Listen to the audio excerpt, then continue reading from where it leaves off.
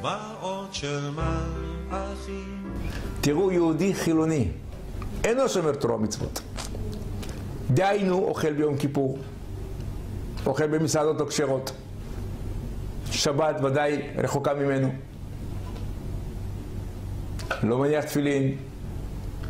אותו אדם, נולד לו בן, ברית מילה. שומו שמיים. תסלח לי, ידידי היקר, מר ישראלי. הרי אם אדם עוזב את המצוות, ואתה לא רוצה לקיים אותם, אז המצווה הראשונה מתוך 613 מצוות שצריך לעזוב, זה את מצוות הברית מילה. כי זו המצווה הכי לא הגיונית. זו מצווה שאתה לוקח תינוק בן 8 ימים.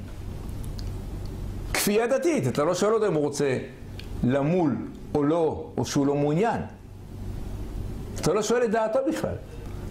ואתה מביא איזה רב, לא בית חולים, לא חדר ניתוח, ואתה חותך אותו בניתוח כירורגי מסוכן, דם נוטף, ואתה שר סימן טוב ומזל טוב ומזל טוב וסימן טוב. נו תגיד לי, זה נראה לך הגיוני? מה הפולחן הזה?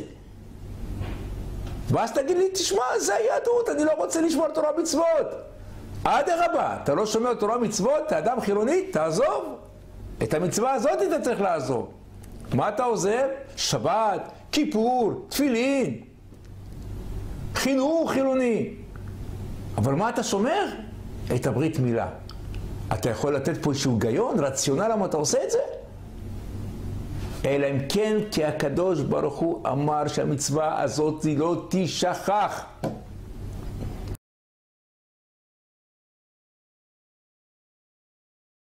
לכן הברית מילה, רבותיי, זו מצווה כל כך חשובה, שהיום גם הגויים עושים, מטעמי בריאות.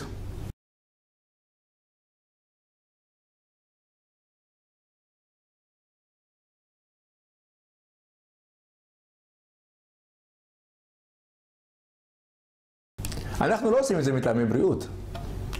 חז"ל אומרים שהברית מילה מורידה 50% מתאוות העריות. כי כשהמלאכים בוכים בעולם אחר, אז בעולם הזה עצוב לנו יותר, עצוב לנו יותר, עצוב לנו יותר.